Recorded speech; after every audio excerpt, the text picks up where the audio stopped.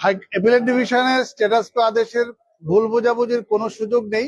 Status কো আদেশের অর্থ হচ্ছে হাইকোর্ট ডিভিশনের যে রায় আছে সেই রায়ের কার্যকারিতা থাকবে না, এবং 2018 সালে কোটা বাতিল করে যে প্রজ্ঞাপন দেওয়া হয়েছিল সেই প্রজ্ঞাপন অনুযায়ী সকল অফিস আদালতের কার্যক্রম, নিয়োগ সংক্রান্ত কার্যক্রম পরিচালিত হবে।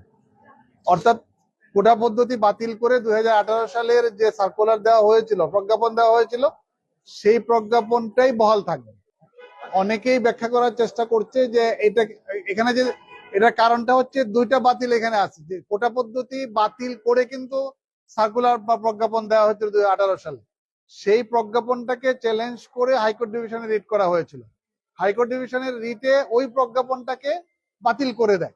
বাতিল করে দেওয়ার ফলে হাইকোর্ট ডিভিশনের রায়ের বিরুদ্ধে যেহেতু আপিল ফাইল, সিএমপি ফাইল করা হয়েছে এবং মাননীয় আপিল বিভাগ ওই আদেশের উপরে, সাবজেক্ট ম্যাটারের উপরে স্ট্যাটাস কো দিয়েছেন, এর অর্থ হচ্ছে হাইকোর্ট ডিভিশনের আদেশের কার্যকারিতা স্থগিত থাকবে, স্থিতি অবস্থা থাকবে, কার্যকারিতা থাকবে না, স্থিতি অবস্থা থাকবে। আর 18 সালের যে প্রজ্ঞাপন কোটা প্রতাপ বাতিল করে যেটা দেওয়া হয়েছিল সেই প্রজ্ঞাপন বহাল থাকবে। এটাই হলো স্থিতি অবস্থার অর্থ। আপনারা জানেন যে এটা জাতীয় গুরুত্বপূর্ণ একটি বিষয়। যেহেতু জাতীয় গুরুত্বপূর্ণ একটি বিষয়, এই ক্ষেত্রে যারা অ্যাগ্রিভ তাদেরই কথা বলার সুযোগ রয়েছে। এখানে আপনারা জানেন যে আন্দোলন শুরু হয়েছে, বিভিন্ন জায়গা থেকে হচ্ছিল, ভুল ব্যাখ্যা হচ্ছিল এর আগেও। সবগুলি নিরসনের জন্য আমাদের মনে হয়েছে যে এটা আইনগতভাবে জিনিসটা সুরাহা করা দরকার। আমি এর আগেও প্রায় 3টা টকশোতে আমি অ্যাটেন্ড করেছি, সবগুলিতে আমি এটা বলেছি যে যেহেতু হাইকোর্ট ডিভিশন একটি রায় দিয়েছে, তার চূড়ান্ত নিষ্পত্তি হবে অ্যাপিলেট ডিভিশনে। এবং মাননীয় প্রধান বিচারপতি কিন্তু আজকে প্রশ্ন করেই বলেছেন যে নিষ্পত্তি কে করবে। এখন তো এটা নিষ্পত্তি রাস্তায় আন্দোলন করে করা যাবে না, এটা নিষ্পত্তি আপিল বিভাগ থেকেই হতে হবে।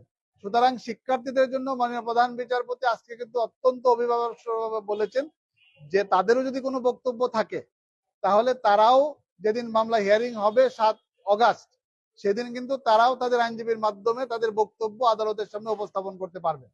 এখন দেখেন, আপিল বিভাগে বিচারাধীন থাকা অবস্থাও যদি শিক্ষার্থীরা এখন বলে নতুন কোন সার্কুলার বা প্রজ্ঞাপন দেওয়ার জন্য, এটাও কিন্তু বিচারাধীন বিষয়ে সরকারের পক্ষে সম্ভব না। সুতরাং এটাকে ডিসলভ করতে হলে আপিল বিভাগে যেদিন হিয়ারিং এর জন্য রাখা হয়েছে সেদিন আসতে হবে। আমরা যেটা শুনেছি যে আদেশের পরেও শিক্ষার্থীদেরকে কেউ কেউ ভুল বোঝাচ্ছে, এবং আমাকে এখান থেকেও 2-1 জন বলেছে যে এটা ভুল বোঝানো হচ্ছে।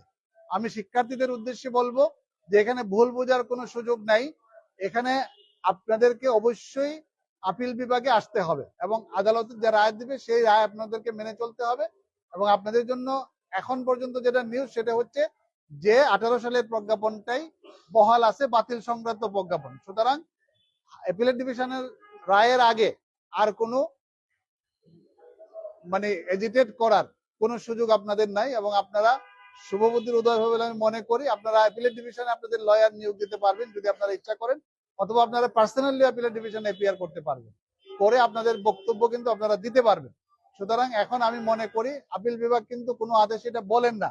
আজকে উনি শতপ্রবৃত্ত হয়ে, প্রণোদিত হয়ে কিন্তু বলেছেন যে শিক্ষার্থী যারা, তারা যেন ঘরে শান্তিপূর্ণভাবে ক্লাসে ফিরে যায়, এবং ভাইস চ্যান্সেলর মহোদয়, প্রক্টর যারা রয়েছেন তাদেরকেও নির্দেশনা দিয়েছেন বিশ্ববিদ্যালয়ের শান্তিপূর্ণ পরিবেশ বহাল রাখার জন্য। সুতরাং এখানে যারা ভুল বোঝাবুঝি সৃষ্টি করতেছে রাজনৈতিক উদ্দেশ্যে, এ ধরনের ভুল বোঝাবুঝি করার কোনো সুযোগ নেই। আপনারা যারা কোর্ট বিট করেন, এবং সারা দেশের মানুষই জানে যে stay and status quo technical word. Stay অর্থ যা বোঝায়, স্ট্যাটাস কোর অর্থ তাই বোঝায়। এই ব্যাপারে যে অবস্থায় আছে স্থিতি অবস্থায় থাকবে, হাইকোর্টের রায়ের কিন্তু কার্যকারিতা থাকবে না। সুতরাং হাইকোর্টের রায়ের কার্যকারিতা না থাকলে 18 সালের যে প্রজ্ঞাপন সেটা বহাল থাকবে, এই যে স্ট্যাটাস। বরঞ্চ এর চেয়ে ভালো অর্ডার হয়েছে। সংস্কারও যদি করতে হয় তাহলেও, যেহেতু বিষয়টা আদালতের বিচারাধীন চলে আসছে এখন, এবং সর্বোচ্চ আদালত আপিল বিভাগে বিচারাধীন, সুতরাং এখন কিন্তু সরকারের পক্ষেও কোনো এসআরও দেওয়া বা সংস্কার করা বা বাতিল করা নতুন করে সম্ভব না। এখন অ্যাপিলেট ডিভিশন যেভাবে বলবে সেভাবেই হবে, কিন্তু শিক্ষার্থীরা যেটা বাতিল চেয়েছিল সেই বাতিল তো বহাল আছে। আর আমি যেটা বলতে চাই, মাননীয় প্রধান বিচারপতি ধন্যবাদ দিয়েছেন, যেটা বলেছেন যে হ্যাঁ, আদালতকে সহায়তা করা হচ্ছে আইনজীবীদের কাজ।